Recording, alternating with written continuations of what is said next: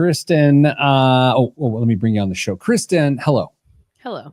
I've shared this with you before, but this happened to me again this week, and it is becoming a pattern, and I'm struggling a little bit. I need to walk you through it. Okay. Picture this. I will. I'm at the gym. Okay. 5:45 a.m. I'm not fully awake. I'm just on the treadmill, kind of just moving, getting my brain going. Are you with me so far? I am. So like pre-workout has been drank. We're waiting for it to kick in. Yes. Got it. Go ahead. Yeah, you're there. And again, this week, I don't know, an aspiring fitness influencer is getting her lift on off to the side. And it's to watch from afar it's unusual. It's peculiar. It's very strange to watch someone film themselves and fake one personality and then come out of that personality to go. And so I'm like watching like, like, what are you doing? Judgmentally, friend. I mean, I'm being honest. I'm like, what do we do? It's 5:45. You got painted on clothes like you fell into a vat of latex, and you're filming yourself. And so I'm like, what is going on? Then I realize I'm in the background of the shot. I knew it. And the worst part of this is I have seen fitness influencers like zoom in on people in the background and like call them out for their behavior. And it's like, you're the one who's filming in public. There's so much wrong with it. And if I may for a moment, and I know sometimes we have young listeners here, I can say this and people can believe me or they cannot believe me. I am not looking in a way of attraction, if you will, or like I don't have my glasses on. It's 5:45, and I'm just like, what have we done? And that's the look on my face that if the person does punch in on bald man in background, now I'm part of this thing, and I didn't do anything wrong. Yeah, my hot take is that you should not be able to film in gyms, like fitness spaces. I don't want to be in the background of your video. This is not your personal like Instagram studio. I'm out. Good morning. And speaking of bad eyes, is that Dan or Don? Dan. Sheesh. Jen, hello. The Rev Renfro. Hola, Tam. Hola, Tam. Buenos dias, Quincy. And que pasa, Andy? I'm working on my Spanish. Dame's not here. He is on safari. Where is he? Parking cars, I think. Oh, yeah. It's that weekend. This is the weekend. Dame is a car nut, right? Is that what we call him? A car aficionado? Likes the cars? Enthusiast, perhaps? Yeah. And there's a big festival in his town, and he is part of that community and whatever organization, and people bring in their fancy cars, and he helps direct them to a parking lot. And occasionally people try to big time him, and then he pulls out the flashlight that's in his pocket during high noon. And anyway, that's this weekend. So that's why Dame's not here. Yeah, I mean, I don't want to speak for Damian, but probably his favorite weekend of the year, if I had to guess. I would agree. Kristen, how is Margaret? Kicking a lot. I mean, I think she's doing well. I haven't seen her in, I don't know, like a month. What due date again? Is that a public thing? Do you talk about the due date? I don't know what to ask pregnant women, if I'm being honest with you. I don't care. She's due on October 10th. So okay, 6 weeks from today. And you will be taking a couple weeks off from the show. Indeed, I will be taking a couple of weeks off from this show. I'm actually off on September 19th as well. So when I'm not here, that doesn't mean that I had the baby. It's just that I'm in a wedding at 38 weeks pregnant. So. Oh my Lord. You know what? I'm not going to follow up with a comment based on the information you just shared. Good morning, Julie. All right, Kristen, this week's show is about home ownership and regret, moving in with someone. What is it? I haven't read it. Oh, this episode's about a couple who moved in together with some kind of pre-established personal 521. Go ahead. Finance dynamics that didn't maybe have discussions about those, and now Taylor is wondering if maybe they should have had some discussion about those things. Okay, so just to be very clear, and we need to get out in front of this, despite what I may have made the AI image of the show about today. This is not about you. No, this is not. No, this is not about you. No. Okay, I'm just trying to stay in the clear here. No, this emailer makes it seem like this was a more recent decision, and Tom and I have lived together for a minute now. So, boy, someone's government name just made the show.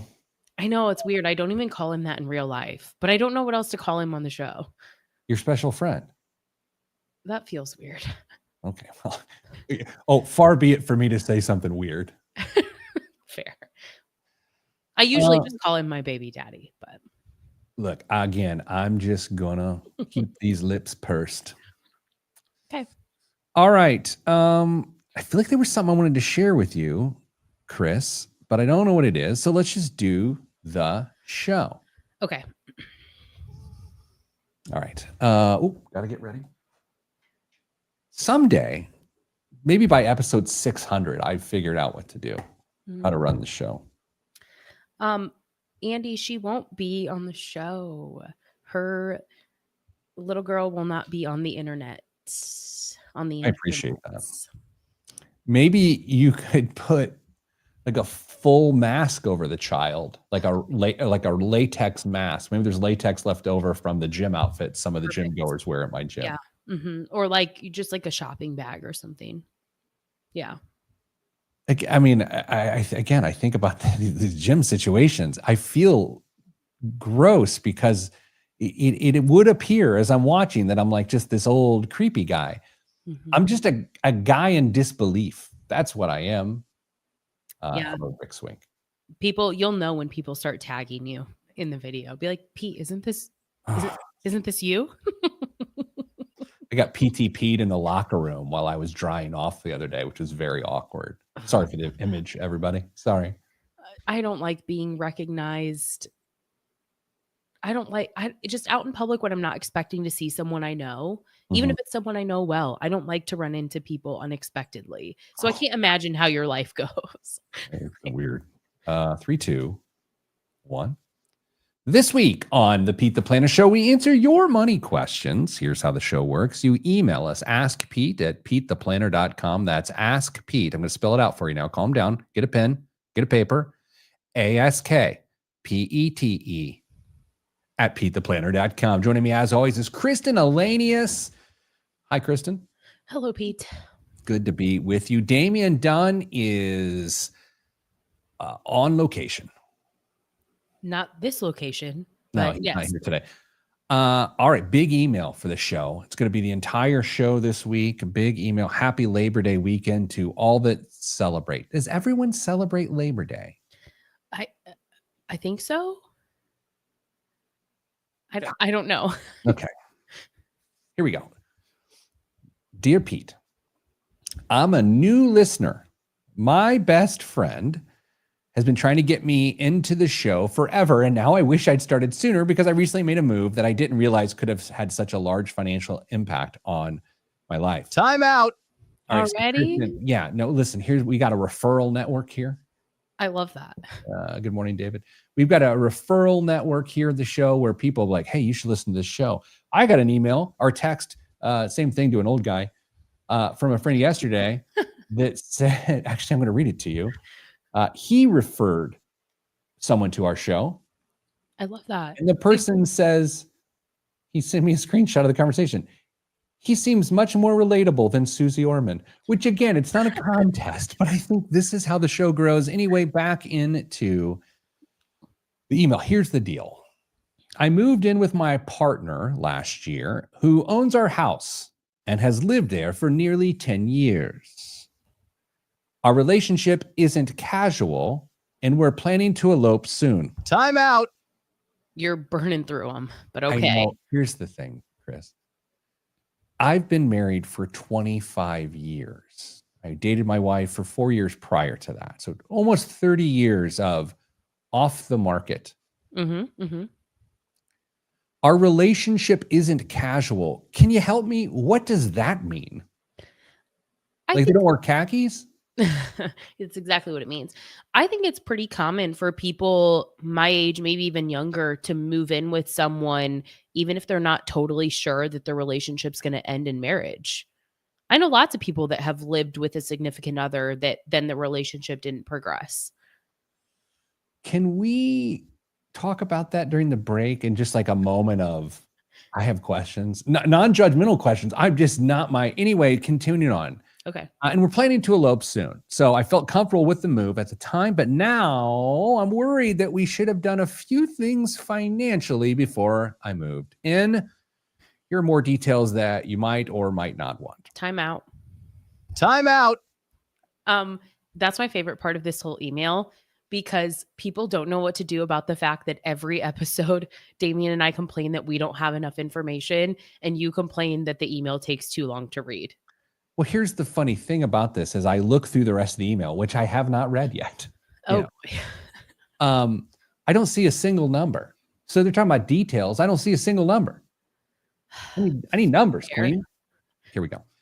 There's a bit of an age gap between us. And while I earn more currently, they've had more working years to build savings and buy property. I don't own anything major. And we've never really combined finances or talked much about how to. I don't pay the mortgage or the bills. They were already in their name, but I pitch in for everyday stuff like groceries or going out. But it's very casual. Time out. You're out. I'm out of timeouts, but here's what I got in, like, is casual a thing? Like, I hear casual, and again, I'm like, it's a bad golf shirt and khakis, but the kids are talking cash these days, huh? I think that's a really commonly used word. Is it? Yes. I feel really old, Kristen. Well, you know what they say about the shoe. Honestly, we've just kind of floated along without a system. My question is, how do I make sure I'm being fair while also protecting myself? I know this isn't my house, and I want to be respectful of that, especially since they have kids to think about from a previous relationship. Sounds casual. But I also don't want to end up totally starting from scratch if things were ever to go sideways. I'm not looking to take anything that's not mine. I just want to understand how people usually handle these situations, or what some people call situation shifts. What should I be thinking about before we take the next step? Thanks for any insight you can give. New listener, old house, casual friend. First of all, two things. Mhm. Way to bury the lead, emailer. We Yeah. wait till the very end to mention that there are children involved in this situation. And two, I just want to understand how people usually handle these situations. They don't. They don't send proactive emails. They wait until there's dissolution in a relationship, and then they come to financial experts and attorneys and ask us how to fix it. So at least you're being sort of proactive. Yeah, I agree with that. Okay, so there's an awareness, maybe a self-awareness. We labeled the show, or I called the show something of, I just moved in, I think I regret it, or something like that, or I don't know what I called it. I don't necessarily sense regret, but I do sense trepidation here. Agreed. I would agree with that totally. I think it's a question of, should I regret this? And I need an expert to tell me if I've done the wrong thing. Okay, so maybe let's look at this as a spectrum of casual to married. I'm so glad that you've added that to your vocabulary. I'm going to a high school football game tonight where I'll be around a lot of youngs. Mm-hmm. And now I feel like, is everything, how are you doing, Mr. Dunt? Casual Tyler? Like, I don't know, that's the new thing. That's not the context. Okay. So anyway, casual to married. Can that be a spectrum? I think it can be. Okay. So, but now we enter cohabitation. Mm-hmm. Y'all, sharing space. Kristen, I got to think, not on that entire spectrum. It doesn't mean you combine finances. Not at all. It doesn't mean that you're building any sort of financial life together. But I think the thing is, in my work as a practitioner, I think people think that it does, or there's this idea that it does. It's like, well, we live together. Like our financial life is serious. And I'm thinking to myself, have we actually done any work when it comes to merging our personal finances, or maybe intentionally not merging them? So can we like use this show? I don't know what you've planned for this show because that would require me to open the document, which seems like it would have made me sweat. Can we like put together some ground rules of how to do this today? Yeah, that was kind of what I had outlined in the second Oh segment. So that's a great idea, Pete. I love that. man, I am good at this. But what won't work is not talking about this as a couple, whether you're casual and or betrothed. 100%. And the reason for that is because no one, I shouldn't say no one, I guess there's exceptions to every rule, but people who are in serious or committed relationships aren't in those relationships like thinking that they're going to end. I don't think people get married thinking they're going to get divorced. This couple is moving in together, not thinking that they might break up someday. But the reality is, there's no better time to plan for those what ifs than when you're in such a good place. And you're never going to be more agreeable than in this, what might arguably be a honeymoon phase of your relationship and your personal financial health. Here's another idea that occurs to me with this. The person mentions they make more money, Right. Or the emailer. As somehow dollars equal votes. More dollars equals more votes or more power. That's interesting because I didn't read it that way, but that's a really good point. And so that's a little bit of a challenge here. It's a 50-50 discussion, even though the assets and income could be different. And we're going to talk about that next. So moved in together, what are the financial rules you can put in place so it doesn't end up less casual in the long run? I'm Pete the Planner, and this is the Pete the Planner Show. This portion of the program is brought to you by my lifesaver. That's right, Herculean Meal Prep. Listen, friends, I'm a busy chief executive. I'm a very busy person, to be honest with you. I have time to walk to the kitchenette that is in our office. I have time to reach my grubby hand in the freezer. I have time to look at my Herculean meal prep options for the day. And I have time to open the microwave and put 3 minutes and 45 seconds on the timer. When that meal comes out, I'm eating something delicious. It is going to be unbelievable. And here's what it's going to be. It's going to be nutritious. It wouldn't have costed me a lot of money. And it's going to be delicious. And so that's why I encourage you to go to HerculeanMealPrep.com. They will ship frozen to your house. It is frozen. It is frozen. So you can keep it in your freezer forever and just pull it out when you want it. This past weekend at my house, my 13-year-old son said, "Can I have one of your fancy meals?" Because they looked that good for a 13-year-old. And I said, "No. Have a peanut butter sandwich." Anyway, HerculeanMealPrep.com through August 31st. They're still participating in Devour Indie. You can get 3 meals for $20. Tell them Pete the Planner sent you and watch the store clerk say, "Who?" HerculeanMealPrep.com. How's that for a commercial? Loved it. All of that is true. Ted was like, can I have one of those? No, you can't have that. No. No. I mean, he's a protein guy like me. Julie does bring up a good point here. I love that Pete names the show before taping it as the person who contributes the least to the show prep. Yeah. Yeah, Damon and I love that too, Julie. That's how it works around here. Indeed. Chris, I might be getting more organized here soon. We got some final rounds of interviews for. Because you're outsourcing it, not because you're improving your skills. Got it. No, look, I'm living in my zone of genius, and I'm outsourcing maybe my blind spots. So we might have an executive assistant in these halls here soon. Good deal. Know what you're good at. Know your weaknesses. Yeah. Oh, sure. Okay, can we talk the casual thing real quick? I suppose. Okay, you said there are situations, I think this is what you said, and can I just ask for a lot of grace here from everyone? Because you're old and have been married since you were a child, as you like to say. Yes. Okay, so like I'm just being honest. I'm not poking. I just don't understand. I really don't. Okay. So you say there are situations in where it's just casual and people just choose to cohabitate together, even though it's not necessarily serious. Did I hear that right? I don't know that it's about casual versus serious, but like there's levels of seriousness. Like I definitely know of people who've lived together who hadn't yet had conversations about getting married. Okay, let's say that part again. You've known people who've lived together who have not necessarily discussed getting married. Okay, that's fair. Yeah. Like I don't think that means that it's not that their relationship couldn't get to that point, but it's like we haven't defined that level of seriousness.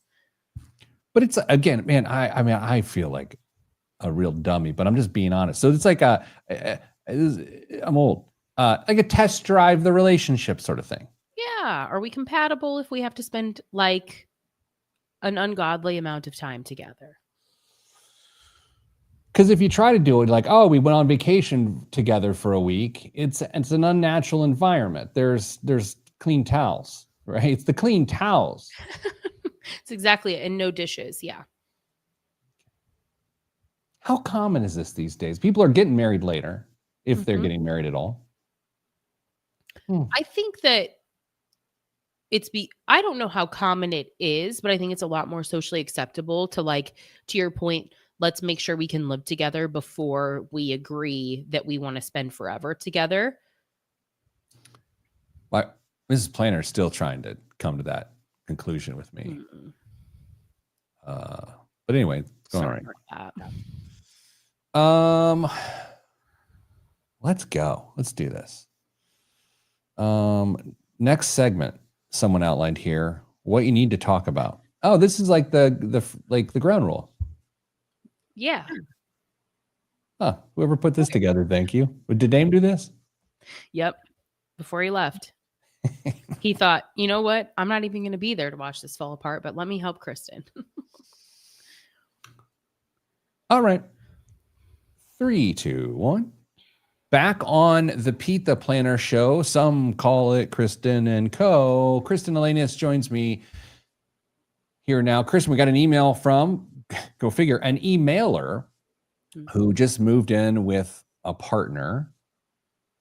And they're trying to figure out the financial aspects of living together, given that the person's lived there for 10 years. It is that other person's house, but the emailer makes more money. Right? Did we land the plane there a bit? Yeah, I think that's exactly it. Did you say there's children involved? Well, the emailer sort of buried the lead and barely told us that children are involved. Yeah. Do the children live at the house? We don't have any I would assume. I mean, I don't know. Okay. So let's chat through some themes and some questions that the emailer can kind of sort through here. Okay. Can we start with the ownership of the house? Because if you're going to talk about fairness, the other party, the non-emailer, this person does not have access to email by law. I don't know. They own the home. So Right. they feel that they've got to have, there's a lot of skin in the game. And do they not call the shots? God, that's so hard though, because for most American households, your home is one of it is like the biggest asset. It's the biggest payment that you're going to have. So not only is it this person's largest bill, but it's also likely the largest item on their balance sheet. And how is that fair or equitable to either party for it to maintain being owned by the original cohabitant of the home? Is there a scenario in which, again, you know these things, I do not. Is there a situation in which our emailer, if these people got married, they'd put the emailer on the house when they have to refinance to do that? They would have to refinance to do that. I know. And the other thing about that too is I don't know that that's fair because they weren't a contributor to whatever equity exists to this point. So like, do I get to come in and say, okay, like this is half my house now? Because it's not.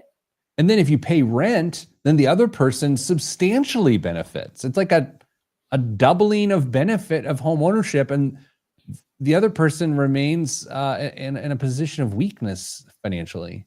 100%. They're not building equity. They're not seeing those improvements to their credit history. They are not being behaviorally forced to put that money to the side. So I would assume it would lead to, in my experience, it leads to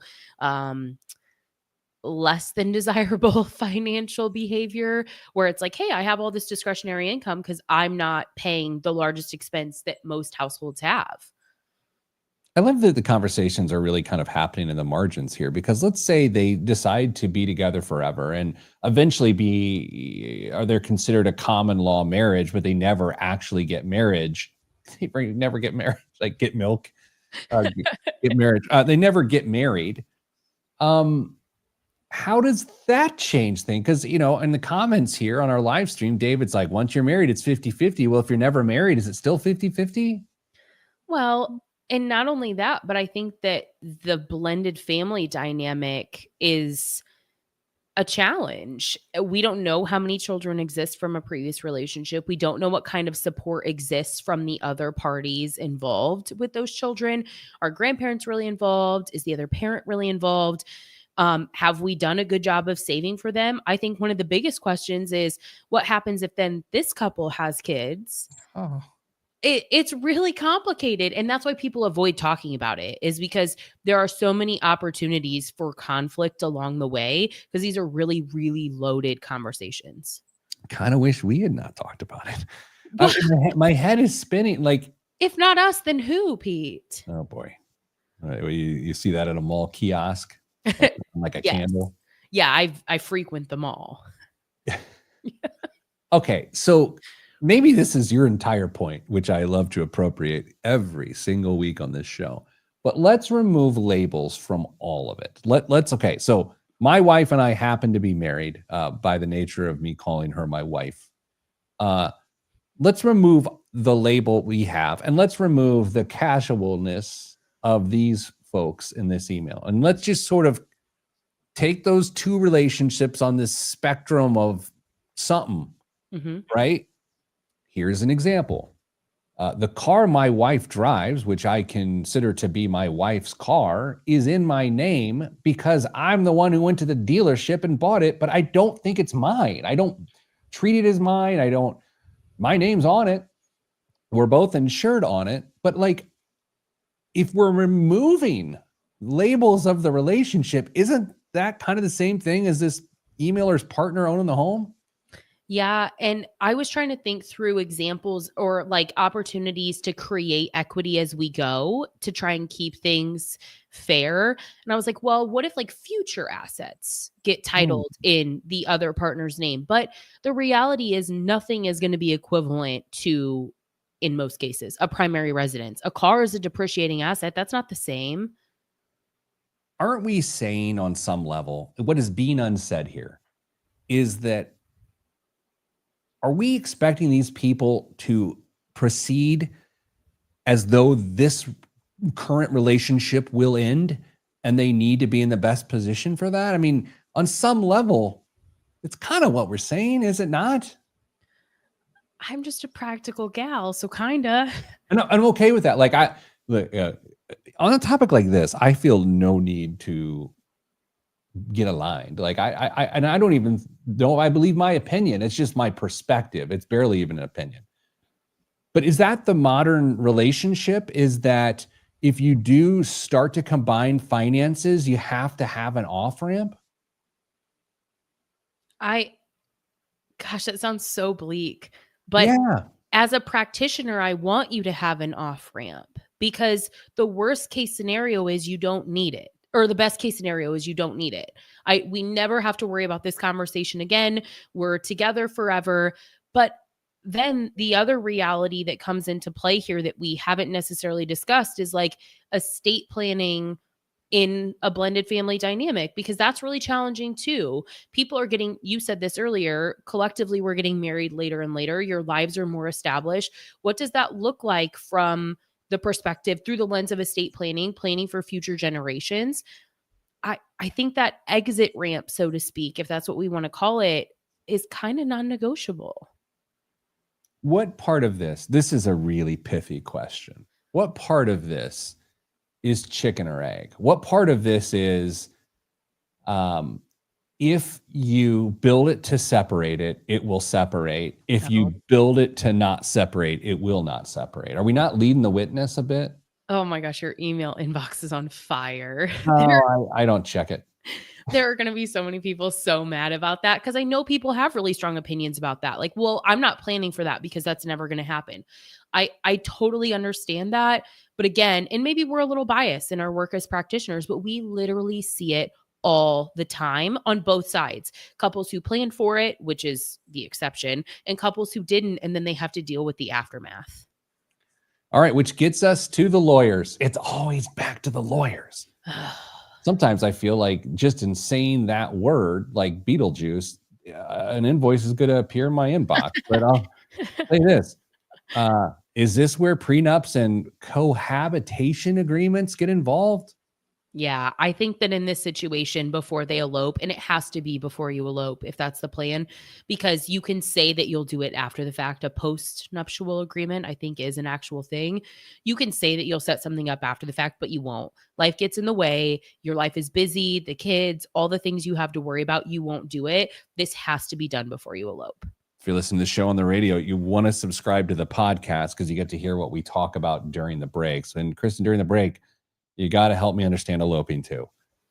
Old man understanding relationships. That's what it is this week on the show.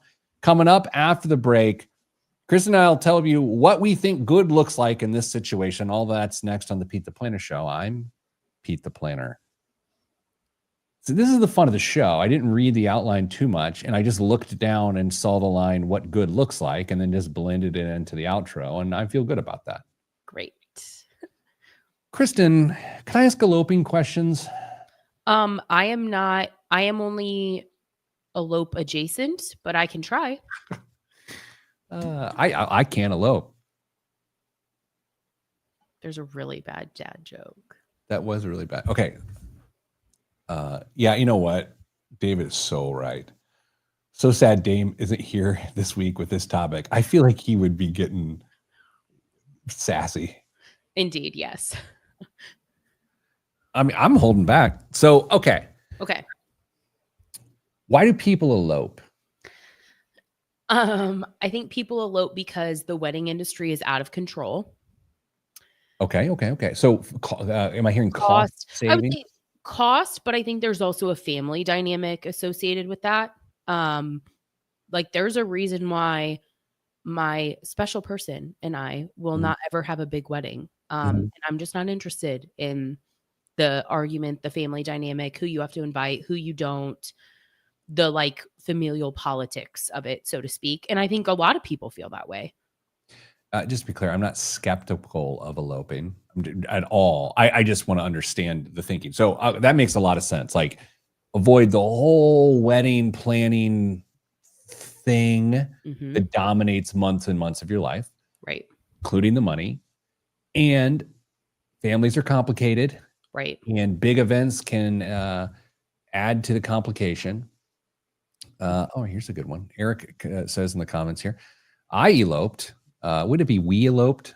I don't know. Poor Eric. I'm sorry, Eric. Eric, I mean, come on, man. Get your pronoun. We got married on the rooftop of the courthouse in Seattle. Hope you had umbrellas. With the view of the Puget Sound. We let immediate family know, and some came. Yeah, I mean, that sounds great. Do you think, again, with this idea that people, hello, Jason, with people getting married later, that's where eloping makes more sense now? I mean, because if you're like Mrs. Planner and I I almost said her government name, Mrs. Planner and I got married when we were 22. Not a lot of eloping at 22 for recent college grads, I don't believe. Yeah, I don't think so either. I definitely think it's a little bit later. And to your point, I also find, I think this is anecdotally true. I'm trying to think through people I know, is like when you're more like, your relationship is already more like a marriage. Like my sister eloped. They lived together. They've lived together for years. They were engaged for like almost 2 years or something dumb before they before they eloped. Like, and they hadn't planned anything. So they just went and eloped so that they didn't have to worry about it. I think that's more common, is like the wedding is just a day to us. We're already living a life that feels very married. So like, why not just like go to the courthouse? I do like this kind of do what works for you idea here. Indeed. Because for a very long time, and I was arguably on the back end of that, there was just a way to do it. You do it, this is what you do. It has worked for me, but that doesn't mean works for everybody. But I think in many respects, I won't even go with the traditions. I'll say more of just like normal's not normal anymore, right? It's there is no normal. You do whatever works. Mm-hmm. I'm kind of surprised another person in our audience eloped. Okay, everyone who's eloped. All two of you. Yeah, a lot of eloped. I don't like the word. Yeah, the word is kind of interesting. I see elote, like the Mexican street corn, and I get hungry. And then you get disappointed. Yeah. Speaking of, for Herculean lunch today, I do have sweet corn chicken, which is like a street. Anyway, Eric's part of the elope crew. Tom's part of wonder if Eric and Tom eloped. Like I said, whatever works. That's not your Tom, right? Because that'd be weird if he said my wife and I. Yeah. Surprise. Surprise. On a very special Pete the Planner show. God, I do not have the mental strength for that right now. What? Like a wild show where we surprised you with Tom and his wife. Like that would be No. It's really dark. That's fair. What? Okay. What? Let's just do this. Okay. 3, 2, 1. Back on the Pete the Planner show, talking how people. Kristen, let me see if I get this straight. Person emails. Okay. They're moving in with their person, and they're not married. The person they moved in with has kids. The person they moved in with has owned the home for 10 years, but the person who's moving in makes more money, and it's just messy. It's just messy.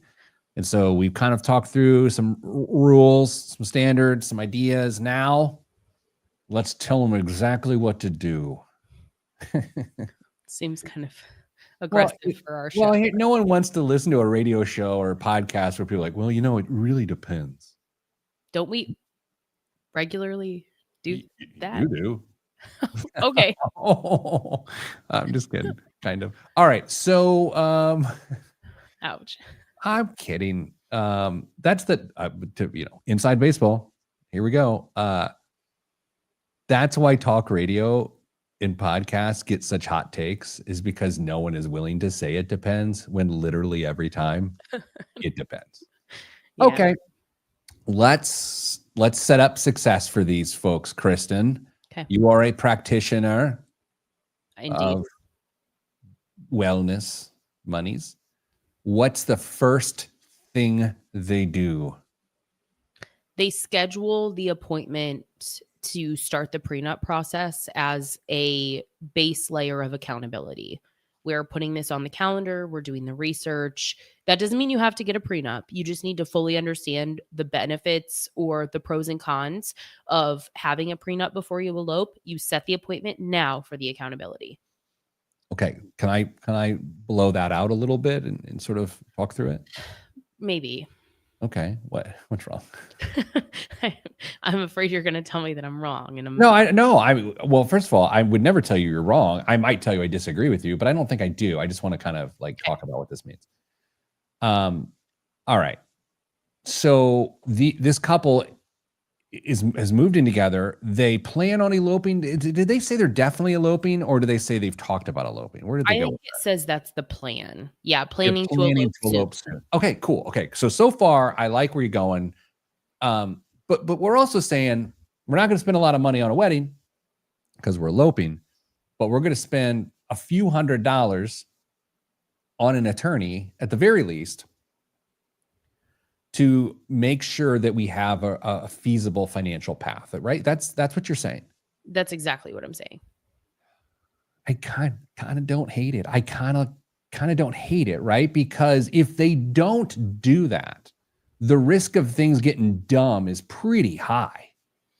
It is, especially because it sounds like to this point they've not had a lot of money conversations. And even if this meeting with the attorney kind of forces your hand to have a lot of those conversations, maybe you ultimately come to the decision that the prenup isn't the thing that you need. Maybe you can accomplish your joint goals with, specific titling for assets or some other contractual agreement for specific accounts or a co-parenting relationship that you have set up. There's other ways to accomplish your goals, but that accountability likely forces those conversations. And I think at this point, you kind of need it. You go through the risk reward pros and cons T chart of this all. If you go and spend $1,000 on a prenup or whatever, I don't know.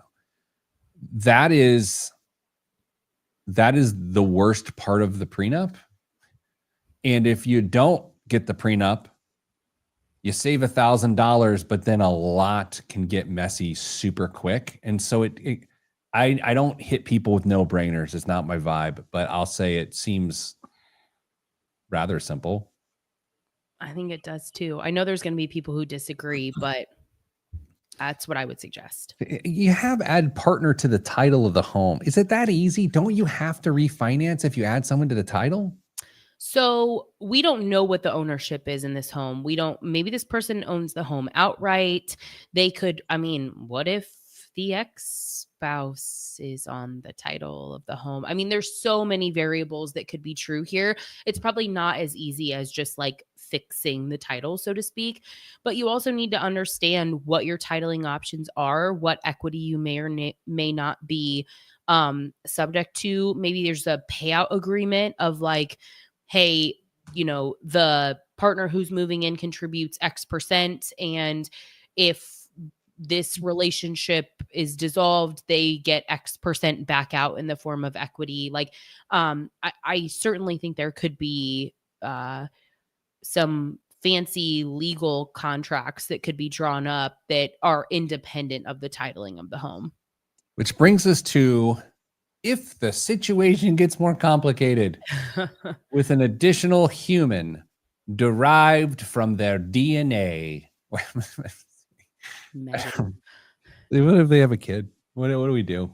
Yeah, I think that's where I think they need to have that conversation now. Whether planning for children is in their future or not, they need to talk about what if they would have children, because we don't know what amount of savings has or hasn't been done for the other two children.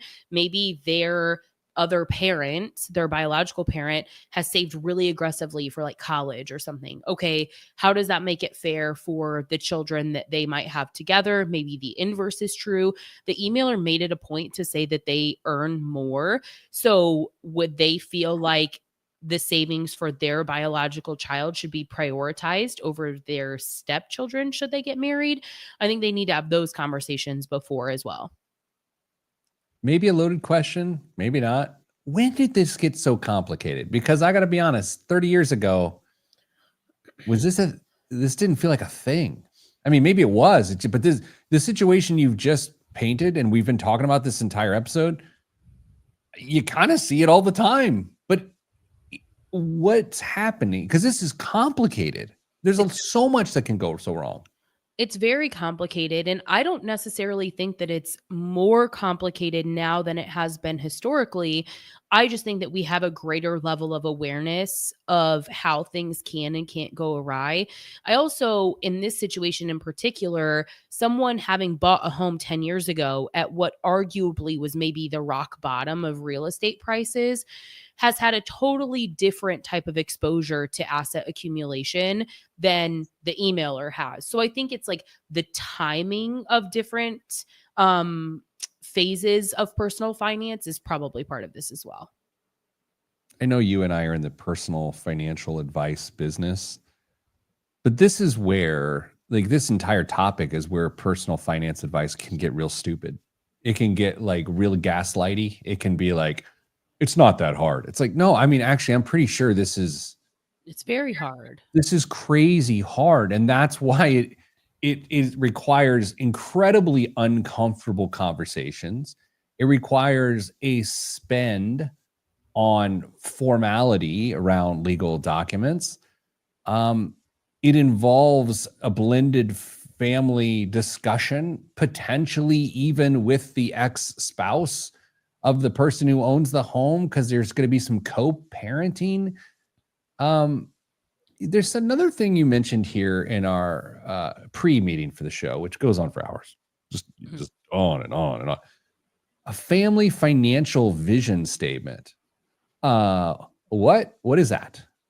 Well, I think just establishing a baseline of like what are our non-negotiables for us as a couple, for the children that we're likely raising together, and our like long-term financial goals is like, let's just make sure we're on the same page first before we start to overly complicate these things, because we might actually find that we're not that compatible when we start really digging into our personal finances. And I think maybe that's where some of the trepidation from this emailer is coming into play, is like, if I open this can of worms, am I going to regret it?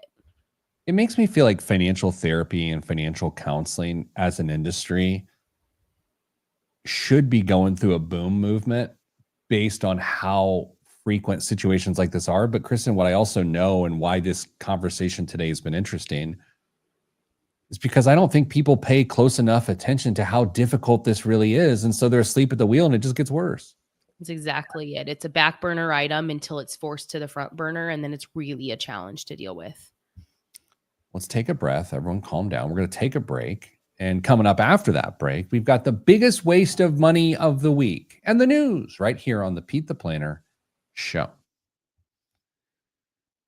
Yeah, I mean, complicated stuff.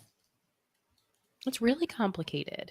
You know where I've actually seen this play out with people my age, and here's where it gets to. I'm thinking, no names. You think when the kids get older, somehow the kids in the same house going to different schools, like because one's still partially funded from a different relationship. They end up at different schools, and they might even be the same age. Right. And yeah.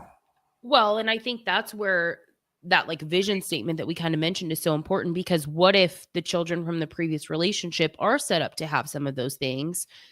What are we capable of doing in this relationship for any potential future kids? And how might that look inequitable for children living under the same roof? Yeah. I mean, to get even more specific about that, let's say the children from the reverse relationship, the person who's no longer involved in that household has the means to provide this massive, amazing college education, and the children derived from the current household has a lesser experience, yet all those kids live together. Like, that's non-marginal. Like, that's a thing. Yeah. Thank God for Parent Plus loans, Just took an ugly turn.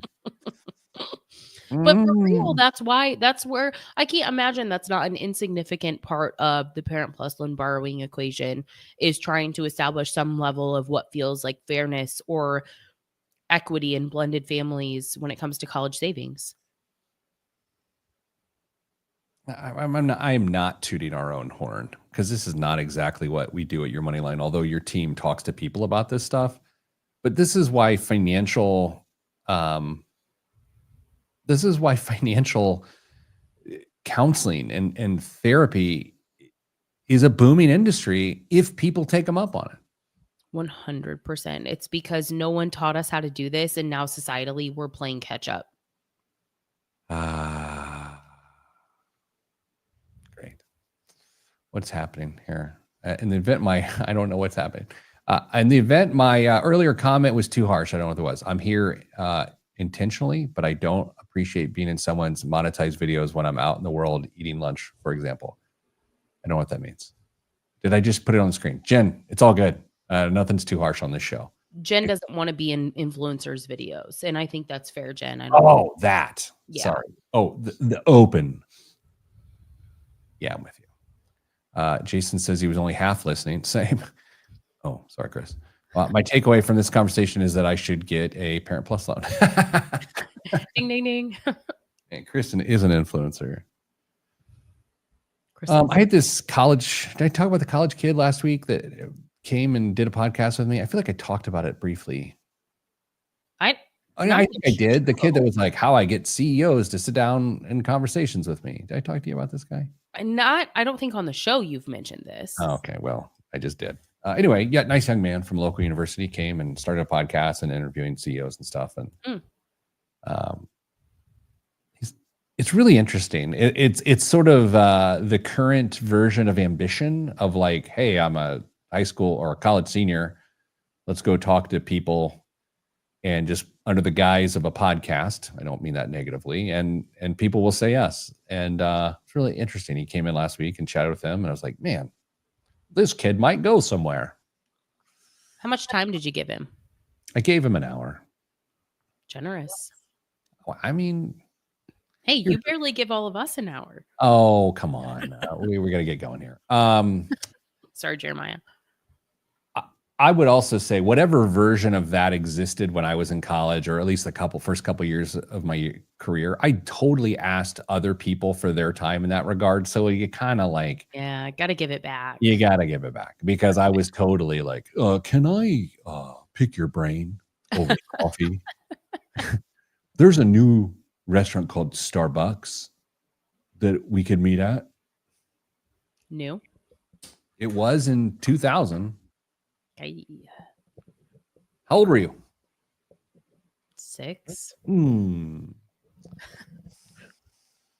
Okay. Are you ready do you have the news ready? I mean, if I didn't, I don't know what you'd do. I don't know. I could figure it out. Shout out to Dame. He actually did prep the news. I just read it. Sure. And Dame, thanks for doing the outline this week. In 3, 2, 1. This week's biggest waste of money of the week, right here on the Pete the Planner Show, is the Aroma 360, the Monet flowers. Picture preserved roses tucked into a sleek round diffuser that lasts up to 5 years while scenting your space. The Monet marries romantic design with cold air fragrance delivery, capable of filling up to 500 square feet with clean, chemical-free aroma via proprietary ProPod oils. Running wirelessly on battery power, it arrives in luxe black or white packaging with metallic detailing. Kristen. Yes. This is a Glade plugin. This is a poopery. What is the list price? There is no chance that something that can give off scent for 5 years is chemical free. Dead possum. Ugh. No, not even that. Yeah, it would decompose. Okay. I actually at one point knew how much these cost because I've seen these before, but I don't remember. Let's go $300. Oh, I'm sorry. $299.95. You're so full of it. That's exactly what it costs. And Kristen, what's in the news that you lose? What's in the news this week? I think that's worse than some of my really bad guesses. What you missed badly. What's in the news this week? Well, seniors are likely to outlive their retirement savings in 41 states. According to a new analysis, Americans fear outliving their money as much as any other potential retirement setback, including failing health. Another recent survey from Allianz Life suggests we fear running out of money more than death itself. Here's what the analysis found. On average, the American retiree can expect about $762,000 in income from Social Security and other benefits. The typical retiree can expect living expenses of about $877,000 in retirement, leaving the average American with a shortfall of about $115,000. But I have a guessing game for you. Did you see this article? It came out this morning. No, I was in the gym getting a pump. Good, and being tagged in an influencer's video. Yes. So there are 10 states where seniors are actually likely to outlive their savings. Do you want to try and guess any of the 10? Yes. Okay. What you got? 10 states in which someone can outlive their savings. Okay, this is tricky. I'm going to go Missouri. No. Okay.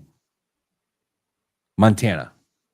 No, you're in actually the wrong headspace. This is exactly why I thought this article was so interesting. Okay, give me 2 more guesses. Okay. North Carolina. No. Oh boy. Oh, last one here. I told New York. There it is. Okay. I thought it's the complete opposite of what I thought. It's the complete opposite of what I thought. That's why I found the article so interesting. The average senior can expect about 1.1 million in expenses and 670,000 in income over a retirement lifespan with, wait a minute. Uh-oh.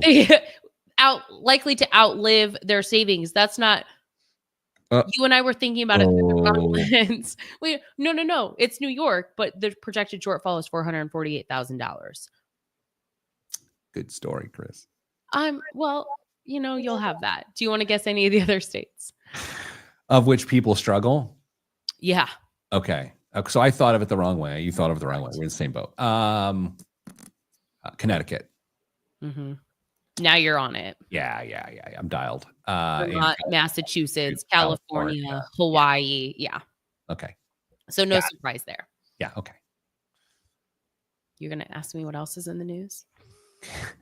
Kristen, what else is in the news?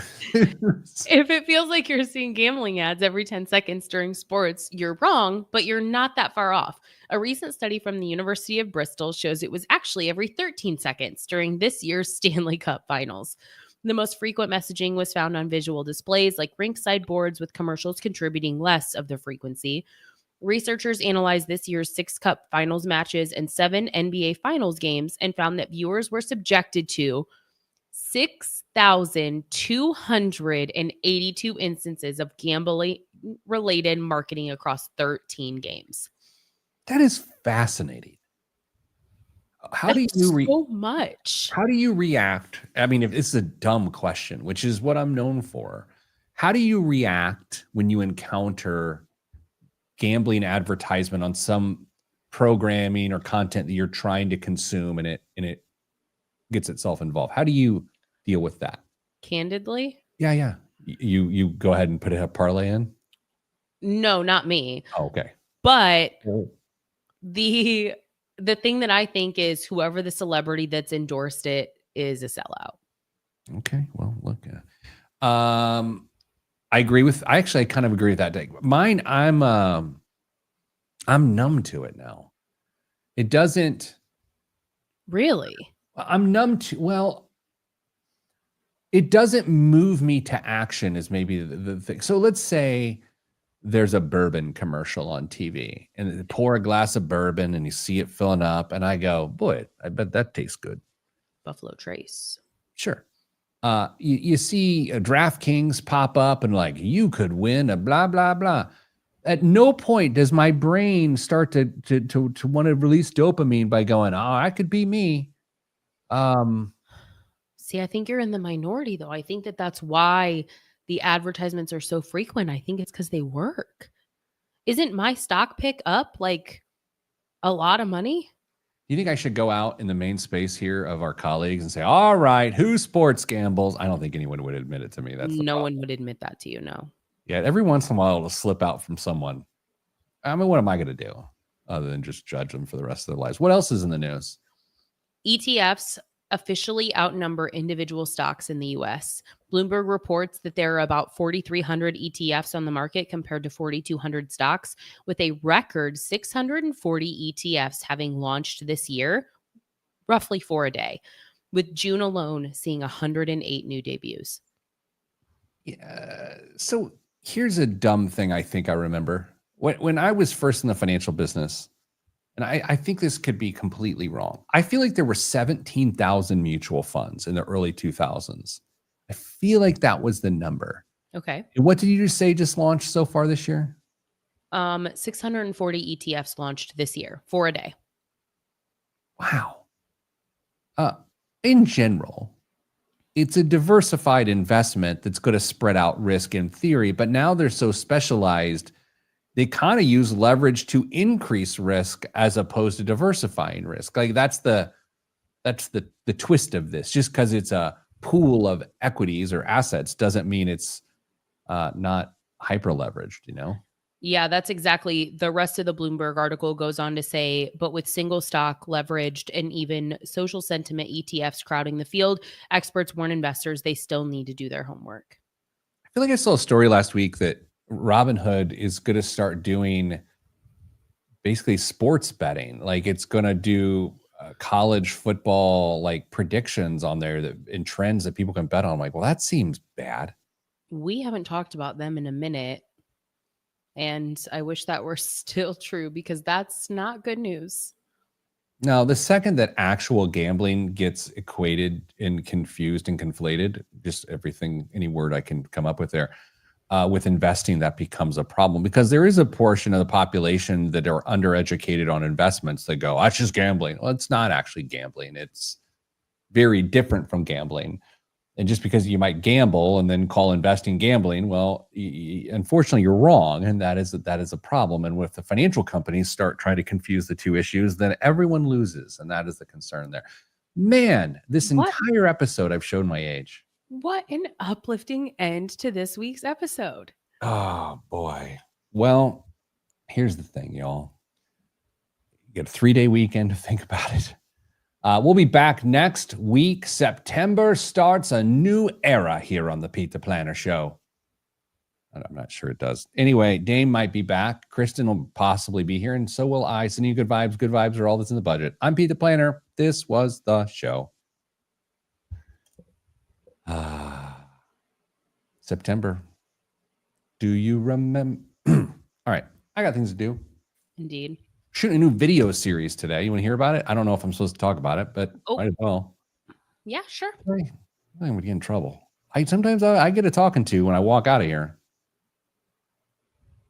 We're calling it AI versus the money guy. We're getting scenarios. AI is going to give an answer. I'm going to give an answer, and then we're going to figure out who's the better answer.